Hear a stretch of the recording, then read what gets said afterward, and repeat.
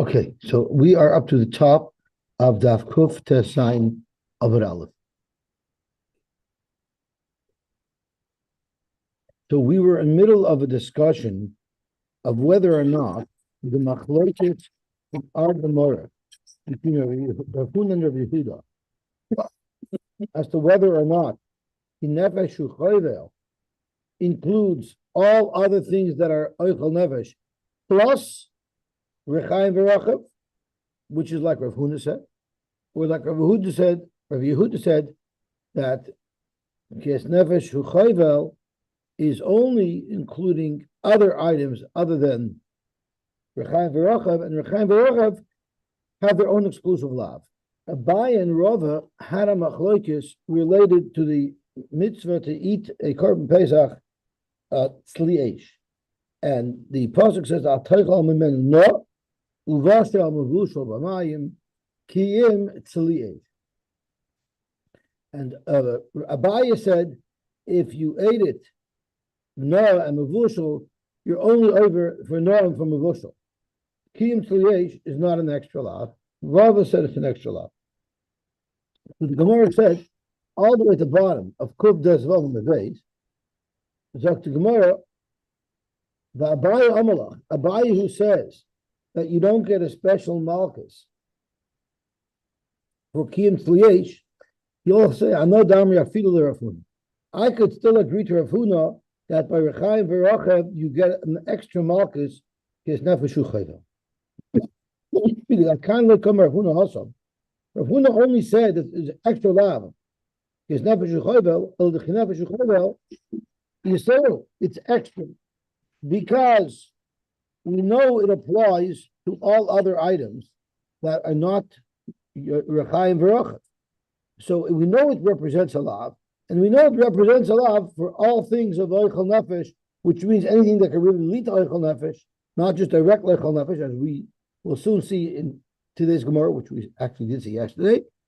And Kibun Yiserahu, once we've established that it is a lav, and it's a lav for other things of Oichel Nefesh, well then, Shajya Arechaim V'Rechav, there's no reason why that general lav shouldn't also apply to Rechaim V'Rechav. But when you look at the pasuk of Kiyim Tzliyesh, Lav Yiserahu, it's not extra to teach us another lav. We need it to teach us something completely different. And therefore it's not a lav at all. We needed to teach us the halacha of when does the lav apply, that one may only eat the korban pesach tzliyesh. It's b'shah sheyeshnoi u'kum echol tzli.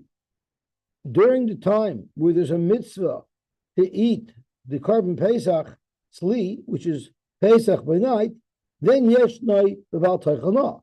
But b'shah she'enei b'kum echol tzli, let's say Erev Pesach in the afternoon, but there is no mitzvah to eat the korban Pesach roasted. There's no mitzvah to eat the korban Pesach at all. There is no issue of Bal Teichel.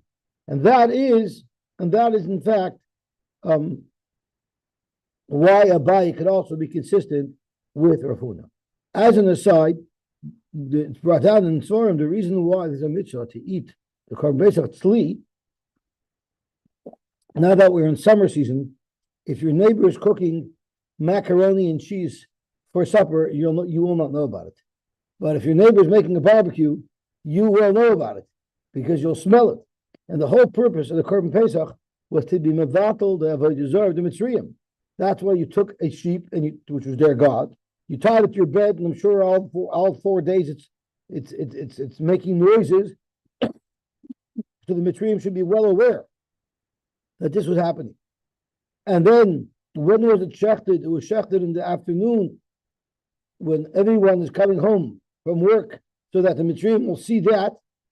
And then at night, every Mitzri was able to smell the massive barbecue that was going on by Klal Yisrael, and they knew that their God was being barbecued.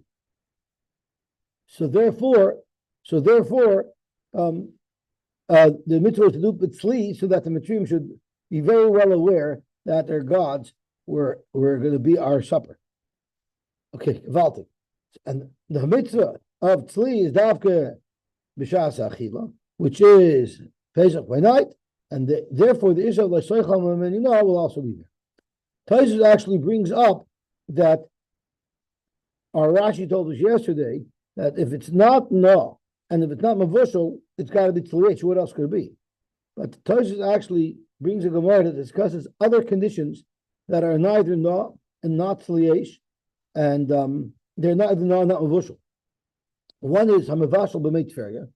If you cook the meat in meitferya, that's not called regular mavashal. So there's a shayfing of malchus. Tosfos comes out, you don't get malchus for it at all. And the other thing is I forgot the other example. The other thing was, when we look at it inside, the other example of Tosfos was Vusha b'chametferya and chai, right? Because I made a mistake. No is not raw. No is partially cooked. Chai is completely raw. So there's no mefurish alav for chai, and there's no mefurish alav from a vushal b'chametferya. And Tosfos comes out that there's no malchus for it anyway. That wouldn't be relevant to our sugya. Zok to Gemara weiter. Tanya Kavasei Rav Yehuda. We're going to bring a raya that if someone is choivel, a rechaim, and a rechav, he only gets 2 malchus. He doesn't get the extra malchus ki nefesh choivel. And where do you know from? From the following brisa. Now the machlokes Rashi and Tosfos over here. Yes, they don't like Rashi. That the raya that we're bringing to Rav Yehuda is not from the first brisa. It's not from the second brisa. It's from both of the brisas combined. Tosfos argues, and there's an independent raya from each of these 2 brisas, and whether or not you hold like Tosfos or Rashi will determine whether or not you agree with the Tanya Idach. The Tanya Idach is mashma that each brisa independently brings a raya to Rabbi Yehuda. Rashi takes out the Girsha, the Tanya Idach, because he holds that you need both brisas combined to be able to have the raya, as Rashi says, v'lo garshin of the Tanya Idach. Tosfos, who argues on Rashi, says before that you are nourished with Tanya Idach. We're going to learn it like Rashi. Zok to Gemara. Tanya Kavatid Rabbi Yehuda. Chevel zug shosapar. You have a pair of scissors that belongs to a barber. Now, if you remember yesterday in Shul, we had a discussion. How is that Eichel Nefesh? Temesh Paritz, Rashi said in Tosfos as well, that's not really referring to the oxen, it's referring to the yoke as part of the plow, which came in multiple pieces, similar to the Rechai and Varochev. But I understand when you're plowing land, it's one of the early stages of prepping Eichel Nefesh. But how is a barber's scissor Eichel Nefesh? And if you're going to say it's because he can make money, so then anything that you can make money with, that you could buy food with, will be considered Eichel Nefesh. And could be that's how these Rishonim learn. So those Rishonim who says Zuk Shosaparim is actually referring to a scissors that you cut vegetables with. So it was more directly related to food.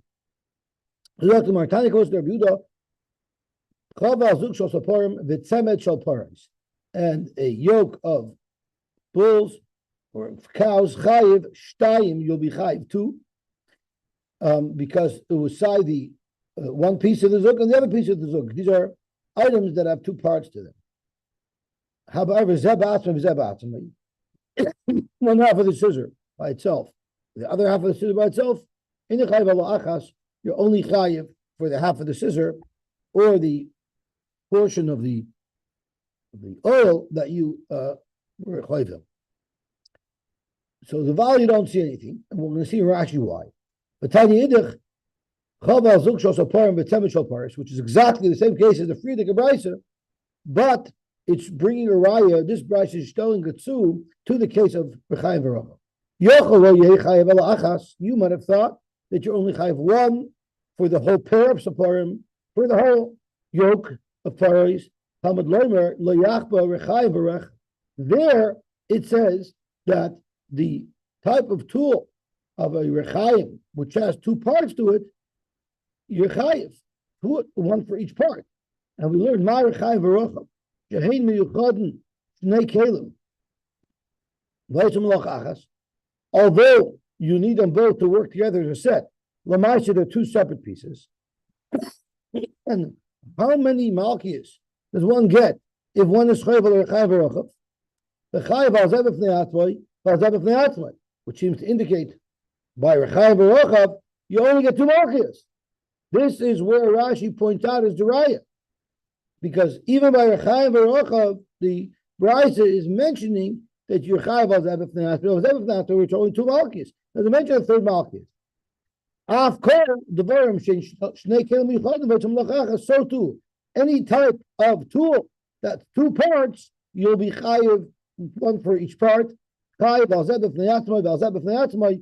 Although, but it says it's not because we're chayav v'rochav, it's because of kinefesh u'chovel. But we still see that even though there's one level of nefesh u'chovel, it will still be two malchus because we're comparing it to the two parts of the Rechayev V'Rochav, and therefore we see that you only get two malchus. The next question that I'm going to ask is why we don't have a raya from the first half. Is clear because the first brisa does not directly discuss Rechayev V'Rochav to say that they get two malchus. The second brisa does. The question is why don't you have a raya from the second brisa alone without the first brisa? It seems like it's a pretty good raya because the brisa referring to Rechayev V'Rochav says you get two malchus and not three. That is the kasha that Rashi asks. And Rashi answers. Rashi answers as follows. The time effect Rashi. So 4 lines down in Rashi the Ramaschal Avkot. The time effect Rashi. Masnisa kamai salamai aise. Why do I need the first brisa for? We have a pretty good raya. As Rashi said a moment ago, with the Aleph Lahu Me'Rechayev V'Rochav, and there's only two malchus, Shemami no Rechayev V'Rochav Chayev Nami Shtayim Kamer V'Loi Shalosh. And you Krav Yehuda. All that information is clearly extractable from the second brisa. Why do I need the first brisa? Rashi, Hachadami Shmin Lama B'Sraisa. You know that from the brisa. Zogt Rashi, Imi B'Sraisa. If you only had the second brisa, I might have thought that really you're chayav 3, but the brisa happens to only be focusing on this concept that a keli that has two parts to it, each part triggers an isser. But it might not be talking about the big picture of how much this chavod or this chomer, how much malchus you get from being chayav of this keli. So let's see this inside. Maybe that's the focus of the brisa, that each component has its own chiyuv. So it's not discussing the big picture of how many yisurim the chayvel, the person who is the chayvel, the malva is over. Rather, it's more discussing the subject, this object that was taken. How many malchus does it itself have? The chiddush is you don't go basar the malacha and you look at the keli as one entity. You look at each individual part of this multi-part keli. But when you're talking about this whole action, how many malchus the malva will get for it? Shalosh malchus. Achas mishum rechav, v'achas mishum rechayim, v'achas mishum kinefesh tekar tevayu. But therefore, the Hoki Ashmin Kamaisa, that's why we had to also bring out the first brisa, the Kataniba Behedya Chayiv Shtayim. If we look at the first brisa, we'll see it articulates very clearly Chayiv Shtayim, how many Malchios. Is the Malva Chayiv, he's Chayiv Shtayim. So it says quite clearly, this incident, you only get two. But the problem is here, we don't know that it's speaking of Chayiv V'Rochav. The second brisa asks, we're comparing it to Chayiv V'Rochav, but all it's focusing on is so this brisa might not be dealing with the big picture, how much the malva is getting, because that's not what it's discussing. It's just discussing this particular tool or these series of tools with these characteristics that they get split into two. So that's why you need both brises to have the raya. Okay, Zok the Heilige Gemara weiter. Now we had an interesting story. A malva was owed money by a loiva. The loiva owned a meat hack, and the malva took the meat hack. The meat hack is clearly an item that is used for food. You got to give it back. It's a kli. You're not entitled to take it as a mashkin. Now here we have another problem. If you take a mashkin that you're not supposed to take, right? Who said you have to give it back? Where did you get it from? You have to give it back. By Xela, if you steal, it says Veheshev es Xela Shagota. But where does it say you have to give back a mashkin if you took it unlawfully? Is it a lav anitik laseh? The Tosh is asking the Kasha. The only possible explanation that you could have for Abaye as to why he said that this person has to give back the knife is because there must be a mitzvah to give back a mashkin if you were not entitled to take it. Meaning it's a lav anitik laseh. Maybe because it says in the pasuk Hoshek Teshivim. The problem is if it's a lav anitik laseh, you don't get malchus for it. And we've been discussing all this time that you do get a malchus if you take something you're not supposed to take. So if you do get a malchus for it, it can't be a lav anitik laseh because we know you don't get malchus for a lav anitik laseh. I think it's a pretty good kasha, no? So let's go back to Tosfos, who asks this kasha. This kasha is asked. Better be about Tosfos. On the bottom of Kuftes Vel, Amar Aleph. Correct Tosfos is the following kasha. The Brisa tells us that you're chayiv, or the Mishnah tells us that you're chayiv mishum beis kelim. You get malchus. So that tells us pirish. Afilu basra akas. Oh, I'm sorry. I'm mixing it up with the earlier piece of Tosfos. So later in the Tosfos, 4 lines to the bottom. The Tema of Tosfos. Tehechi. How could you get malchus for being over the lav of l'shachba or chayiv? The Gemara clearly considers the lav of l'shachva into a lav anitik laseh. How do you know? Because Abaye said you got to give it back. Abaye is zera hader. Why would Abaye be mechayiv to give it back? It must be because it's a lav anitik laseh. Well, when it's a lav anitik laseh, how could you give malchus? If you want to say the mishum hachi amale ahardure, you know why Abaye to give it back? Because maybe because of a different sort. Maybe he holds the Chol Milsa the Amar Achman Eloi Savid Yovad Lemani. When the Torah says don't do something, if you do it, it will have no effect. It will not have a chalois. So it's a loy mahani, and therefore you have to give it back because you don't even have it b'teres mashkin because you took it b'teres mashkin unlawfully. So Tosfos that can't be pshat in Abaye because Abaye gufei come up per the tmura the Ovid mahani. He holds Chol Milsa Achman Eloi Savid Yovad mahani. So even though you took the mashkin unlawfully, now it's used as mashkin. So what is compelling you to give it back? Why would Abaye say you have to give it back? The Tosfos, you might say, sure, it's a lav anitik laseh, but it's speaking in a case where you were unable to be mekayim baseh. The halacha is, if you're old bitlay v'lo bitlay, there's different ways to envision a lav anitik laseh. Bitlay v'lo bitlay means up until the point where it's revocable, you can correct the lav that you were over, you don't get malchus. It's a lav anitik laseh.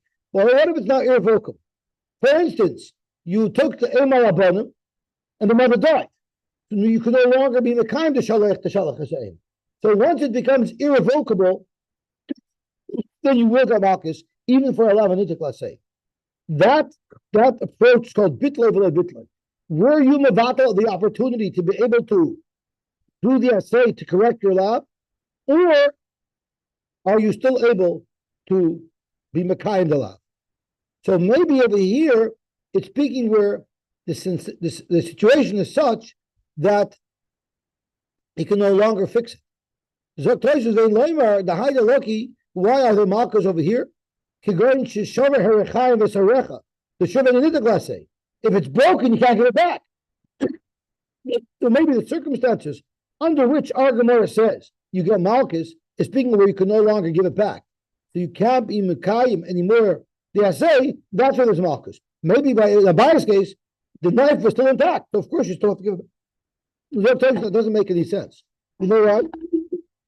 Because in this case, if he broke it, it would be considered as if he gave it back.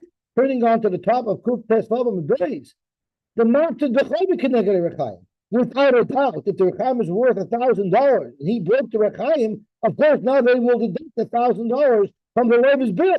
So therefore, and there is no way for a case of a mashkin to be irrevocable, because if it was destroyed, then it's as if it were returned, because that automatically reduces the chayv to negative value of the money. The Toshis is struggling. Abaye must told that this is a lav and say, and if it's a lav and say, how could he explain why we get malchus? So Toshis comes up with a very innovative Kiddush that is a Shas topic because it's relevant all over Shas. The Yishlom at the time of the Abaye, the Amalei Ladure, the reason why Abaye and our get told this Malbit he must give back the butcher knife is Mishum the Obed Mahani. Oh, we just said that Abaye holds. From which the Obed is Mahani. Teretz here it's different. Even Shoyeshege, this Malbit who sees the knife, he only sees it because he thought he was allowed to take it. To also, had he known it was also he's an he would never have taken it. And therefore, even him taking it for himself was betos. That's a very big chiddush. He actually took the knife, but he wasn't taking it to his mashkin because had he known that it was not appropriate for him to take it to his mashkin, he would never have taken it. And therefore, you have to give it back. But if he knew about it, he was made it and he did it the back, Abai would have told him to keep it. So I thought that was a very big chiddush. Okay, so more weiter. So getting back to our story, Abai said, you got to give it back. Rava said, not so fast. Rava said, so I believe I skipped some words. Abai said, and the way Taisus explains it is, had you known you would never have taken it. So therefore, loy mahani.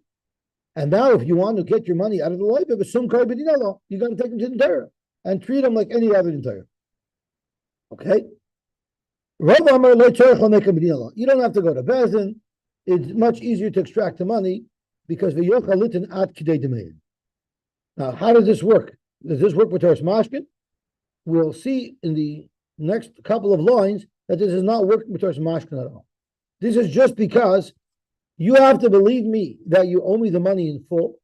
Because if I was a lawyer, I could have told you that the reason why I have your butcher's knife is because I bought it off you. And you would have had no way to prove otherwise. And I'm the mochtik, I'm holding on to the knife, and therefore I'm mochi mechavere all of harayah. Let's have a look at Rashi, how he explains Rava. Rava, makim the mashkene, vein edem shemishkenot. Nobody saw me taking it. If someone saw me taking it, then I don't have a muksik. Because Edom will say, what do you mean we saw you take it from him? You didn't buy it. But nobody saw me take it. So I could claim that I bought it. So this is not really acting as a mashkin at all. It's acting as a proof to my claim. Therefore, we don't got to go and have a holding Torah. The kadale mashkin lishova v'lital at kededam. This is another chiddush. Where does this come from? In order for me to extract money, I would have to swear, even though I have a migul. I have a migul because I could have said that I bought it from you and it's mine because of that. Believe me when I say that you owe me the money. Normally by a migul, I don't have to bring over. I don't have to swear. Here I have to swear. Why does Rabbi be mechayim and meshuvah? But usually when you have a migul, you can rely on the migul completely. The Torah says there's two reasons why this migul has a weak spot to it. First of all, migul hoitzi lo arminum. You say a migul to retain your money. If you're trying to claim money away from me, and you have a raya, and I have a raya of a migul that says it's mine, there the migul works for me to retain my money. But here I wanted to use a migul to extract money from you. I'm claiming you owe me money, migul hoitzi lo arminum. It's a big shiloh if it is, but according to Shita's whole migul hoitzi lo arminum works out perfect. Now, we're at this time of year where the Bochum are getting a little itchy to go to summer ben Zman, to go to camp. Now remember, in Philadelphia Yeshiva, they had a policy, they got stayed to the end of the month. Unless, of course, you were going to camp. They were very, very big proponents of boys going as staff members to camp. It teaches them responsibility. So anybody who was going to camp, the yeshiva would allow them to leave 3 weeks early from the Zman. They would allow them to leave by Shavuos or B'Tammuz instead of Rosh Chodesh Av. And I remember that here in the shul, we have something called Shabbos Loser. The first Shabbos that everyone goes to the country, which will Be'ez Hashem be this week's Pasha, Shlach, we call it Shabbos Loser, because only the losers that can't afford cottages have to be here in shul, like myself. There's another reason why it's called Shabbos Loser, because only the losers who never get a lease all year because they're losers. Now this week they get the lease because nobody else did. So that's what's called Shabbos loser. So in yeshiva, Shavasa B'Tamas was like Shabbos loser because only the losers who didn't go to camp, they had to stick it out until the end of the Zman. So I remember they would be staring from the window as the buses would take away a big portion of the yeshiva that was going early for their summer vacation. So Baruch went over to Reb Shmuel Kamenetsky. I told him, I want you to let me leave early from the Zman. Why? Because I have a migoi. I have a migoi, I have to learn anyway. I could battle every single Seder till the end of the Zman. So I have a migoi, I have to learn anyway. So I said, let me leave. So Shmuel said, it's a beautiful migu, but migu l'hoitzi lo aminim. You don't say migu to go out. That was the first shot. The other shot that the Rishonim bring, why? V'lito kedei only with a shvuah, is because it's a migu d'hosa. Something that takes gall, that's not a good migu, because you don't say, I would have done that if I wanted to lie. Because even if you wanted to lie, you wouldn't have had the chutzpah to say that. And that's the reason why a migu won't work for a loiva, because there's actually a shaila why a migu won't work for a loiva. Is it because I'm indebted to you after you did me a favor? After you did me a favor, I wouldn't lie to your face. But if that's the case, it wouldn't be a problem for migu d'hosa here. Because here it's the malva with the migu. The migu is not indebted to the loiva. But there's another reason why it's a migu d'hosa, and that is I would never lie to somebody who actually knows that I'm lying to, who knows the facts. So here in this case, if the loiva doesn't owe the malva money, the malva is lying to the loiva's face, and the loiva knows that he's lying. Nobody would make such a lie. So to say that I bought it when I didn't buy it, that's an open lie, and he knows I'm lying. That I wouldn't say. That's migu d'hosa layamina. We had another story in yeshiva. There was a rebbe, Chaim Moshe Gorelick, was not my rebbe, but he was the rebbe of the first year B'Smedrash, and he once gave up a difficult shir, and he told the bochum before lunch, before he dismissed them, he said, I want you to chazer my shir the whole second seder. And I have a migui that I don't have to release the shir until the afternoon. I can keep you in. Then you'd be forced to learn my shir. So because of a migui, you should chazer my shir the whole afternoon. So a bochum raised his hand and told the rebbe, migu to chazer l'yamina. You would never say a migu on something that no one would have the gall to do. The rebbe wasn't told hammer. Okay, so the Gemara weiter. So Rebbe says that because I'm a migui, I could extract money from the loiva, but I do have to swear. Correct the Gemara of Abai, last I who swear. You tell me Abai doesn't hold it as migui? I'll show you what he does. There was a flock of goats that ate up somebody's barley in the city of Nadah. He only wanted to protect himself. He also wanted the Tovas Lahu, he grabbed all the goats. Now he has a migui. The Katoin Tuva, and he actually told Bezdin that what was eaten from his farm was a lot more than the value of the goats, and he wanted the full value of what was taken from him. His migu only allows him to collect, to be believed, up to the value of the izim that he sees. But there we say that the fact that he sees them works. So why is this any different? Why does a buyer hold that the fact that the malva sees the midak, why doesn't it help? Because of a new thing. Not everything that you sees can you say you bought it and we would believe you. Only something that it's in your hand, it doesn't make sense that it's in your hand. But if there's other reasonable explanation as to why you might have it, other than the fact that you bought it, then the fact that you're holding it means nothing at all. So nobody lends out a flock of goats. So if I have a flock of goats, the only reasonable explanation is because I bought them. So I would be believed to say I bought them, because it makes sense. Why are they in my hands? They should be in your hands if you own them still. But when you're talking about a meat cleaver, it's something that normally people would borrow from their neighbors. So the fact that you have it, you wouldn't be believed to say you bought it. No, you have it because he lent it to you. Therefore, it's not a good migu.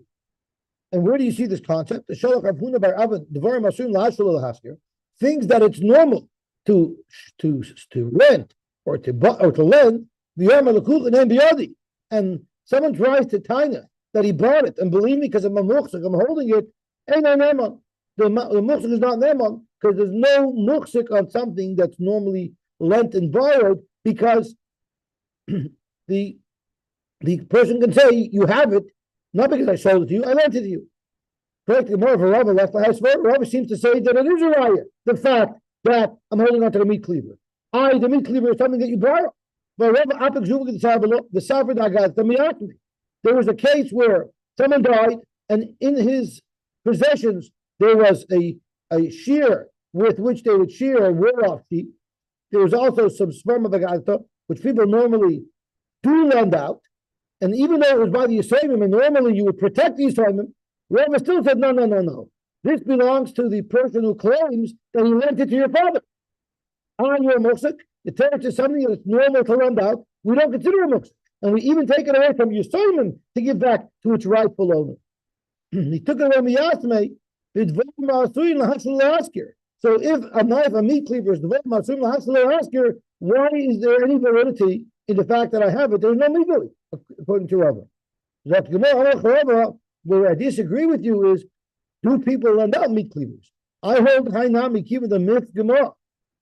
You don't lend out your meat cleaver because if it's used wrong, someone could mess up the blade. And therefore, kapti inshi mushli. People are mocked, but they won't lend it out. And therefore, the fact that someone's holding on to it, something that he would no way have unless he bought it, is a right to Moshe, and therefore he could tie the lukuki biyadi, and therefore he can use it to prove that the loiva owes the money. And now we sort of finished with a better, clear understanding. And therefore,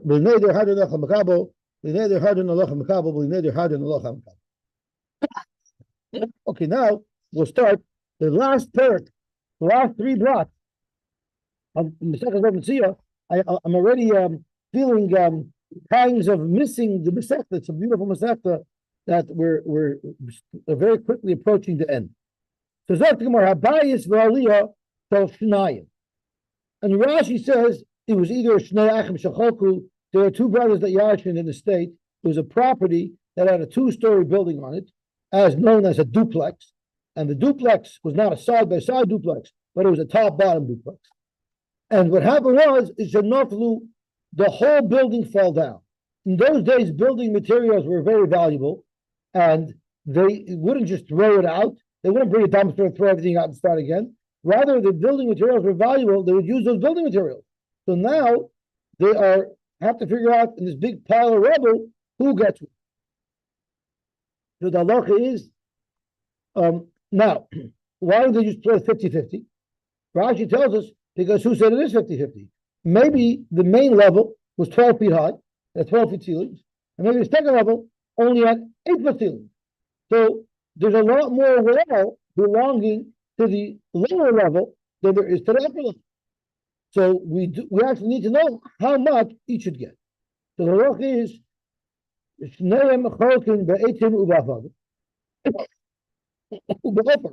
all of the different materials there, they split. But Rashi says they split it in such a way where each one is getting based on how much you have. So let's say one had 12 feet of height, one had 8 feet of height, for a total of 20 feet of height. So you would split it based on the same ratio that he would get if you divided all of the rubble into 20 pieces. The lower guy would get 12 pieces versus the upper guy who would only get 8 pieces. Now,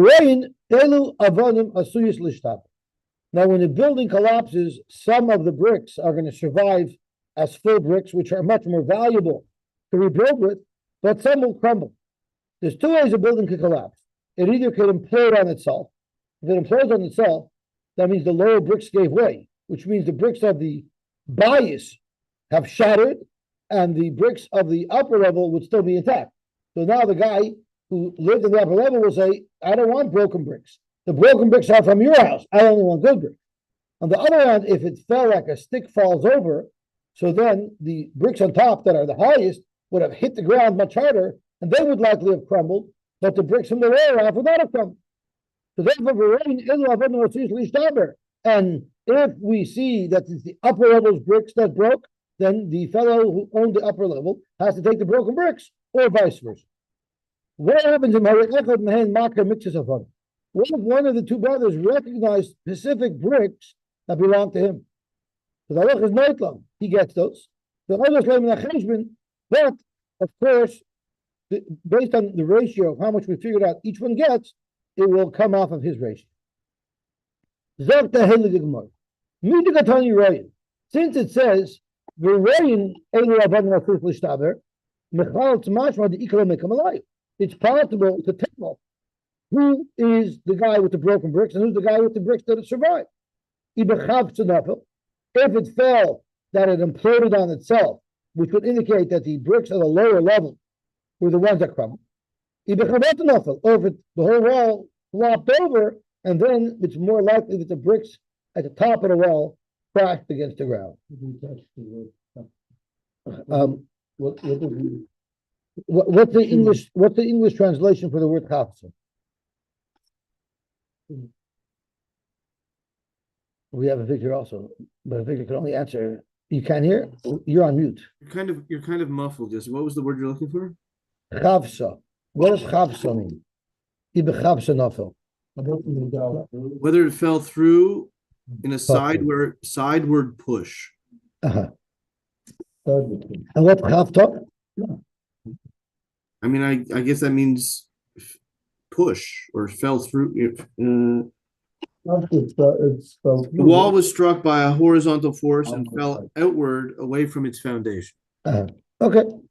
So Zog to Gemara as follows: if it fell down, the whole wall toppled over, then aliyata it for it. The top bricks, the brick from the second level, likely were the ones that shattered. You know what the case is? The nofel baralia, it fell at night. And if it fell at night, then we don't know how it fell. Correct Gemara, the lechsenu b'tzafra, you can tell from the wreckage exactly how it fell. Zok Gemara, the peninu, it was cleaned away. By the time you caught in the morning, it was cleaned away, and therefore we don't know. Correct Gemara, the lechseman peninu, v'lashayle. Why don't we ask the fellow who cleaned up the debris and ask him what was the debris field, what did it look like, and then we'll know what happened. A good Samaritan was trying to drive down the street and his bricks all over the street, so he moved everything to the side. We have no idea who did it. But for why don't we see in whose rishus the bricks are? So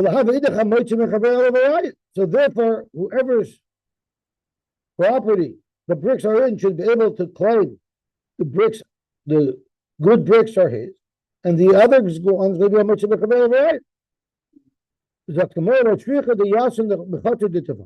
And speaking where it was in the property that was both of us. You're assuming that maybe the way the property was split is I have half and you have.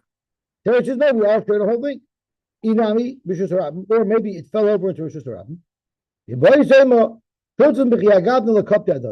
Even if I own this half of the chutzner and you own that half of the chutzner, when you're living together in the chutzner, no one's makbid on each other, and therefore you wouldn't be considered muhtar because I have my stuff on your side, you have your stuff on my side, and there wouldn't be a din muhtar. Okay, Gemara. Zog to Gemara weiter. But if it was any other case, then it would be a mention of right? Correct. It's only good. What if somebody was able to identify these are my bricks? What does the other fellow say? If he says, yeah, those are your bricks, I agree. I agree. I know, I recognize them too.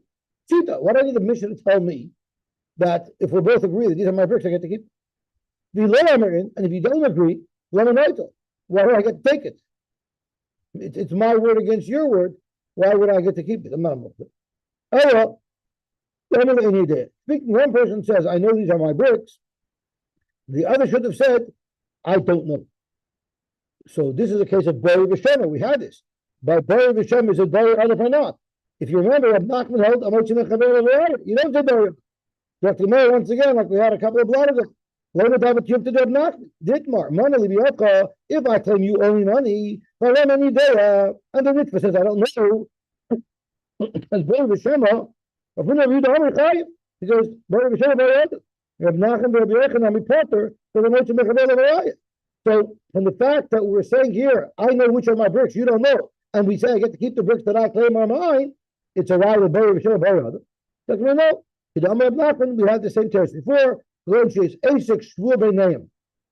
happened was, is I said, these bricks are mine.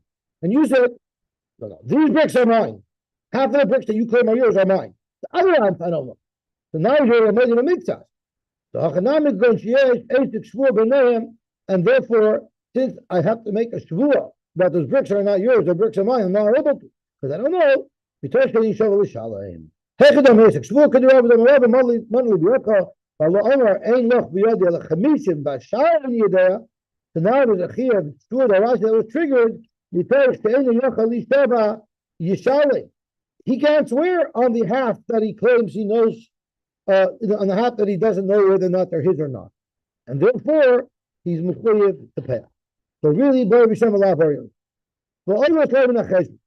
so again, there's some bricks that are full bricks. I recognize they're as mine. I take them, but they count towards my chesed. What exactly does it mean? It counts towards my chesed.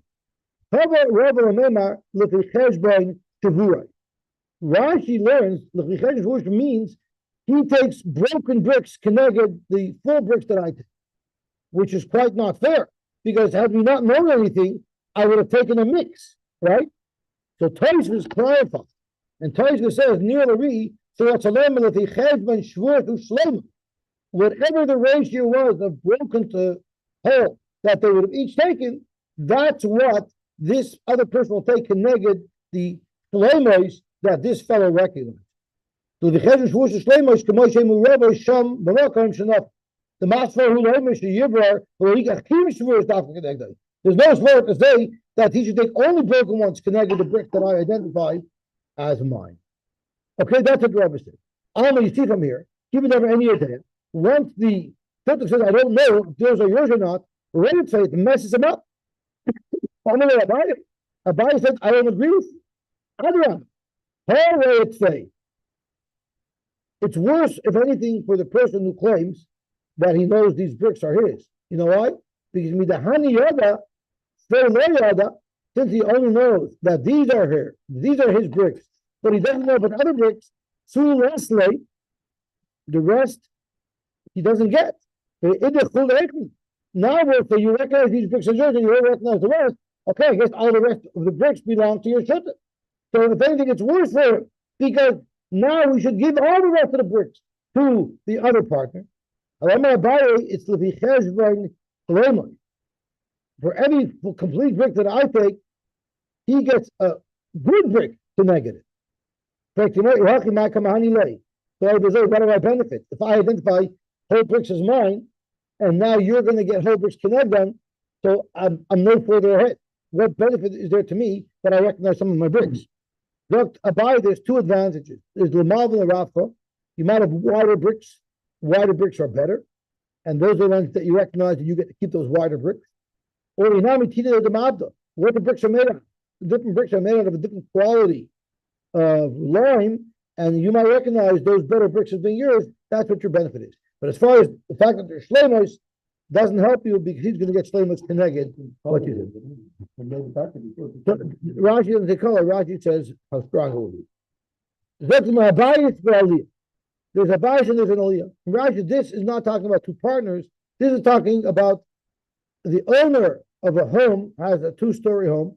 He has a duplex. He lives on the main level, and he rents out the upper level. Very typical in many cities where the owner lives on the main level, lives on the upper level. In Borough Park, the owner lives on the second level, because you don't want to live on street level because of all the crime. But in Los Angeles, where they have duplexes that are 2 stories, generally the owner of the duplex lived on the main level, and then he would rent out the upper level. What happens is the floor of the second level, which is the roof of the main level, some parts of it broke open. Now there's a hole, so part of the floor cannot be used. So this tenant on the second floor cannot have full use of his apartment. So the halacha is, and the owner says, I'm not fixing it, too bad. As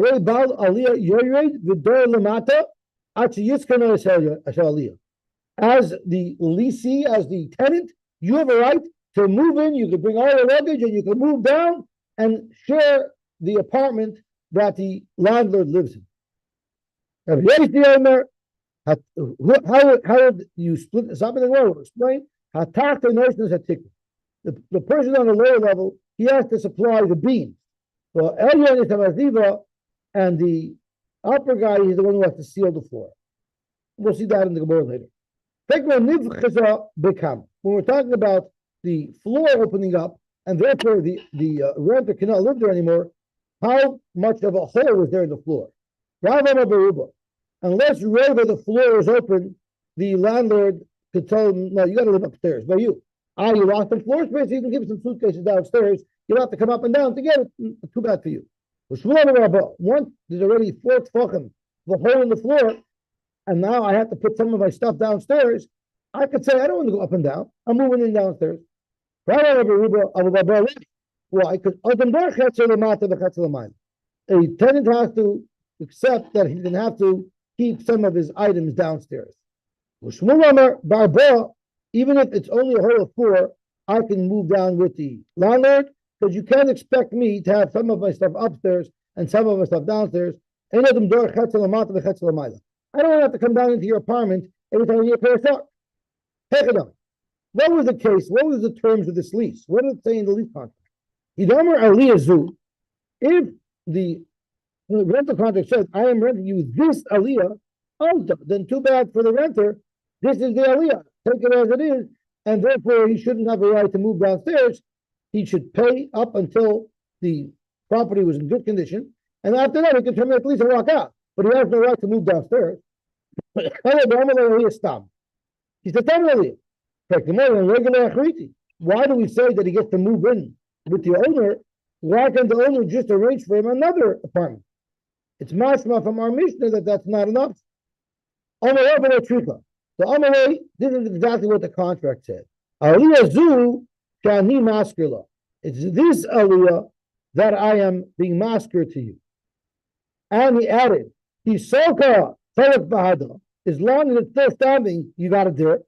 The chinochas, and when it crashes, Kavos Bahada, you can come live with me.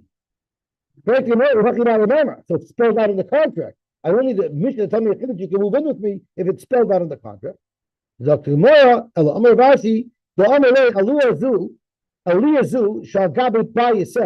aliyah that's on top of this house. On top of this house is redundant. If I'm pointing to the aliyah, it's obvious it's on top of this house. But I still spoke out on top of this house on the maskala by mentioning al gabe bayiseh. What does that do? The shabbat bayis la'aliyah. You're being the shabbat the bayis to the aliyah, meaning that the aliyah won't be available. You're indicating that the tenant has a right to move down into your property. Like a different case.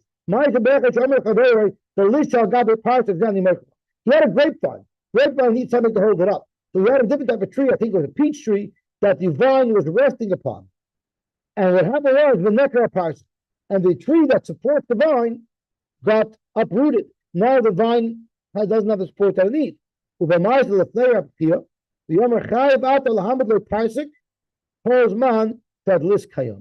long as this tree is surviving, you have to tell to another tree to support the vine.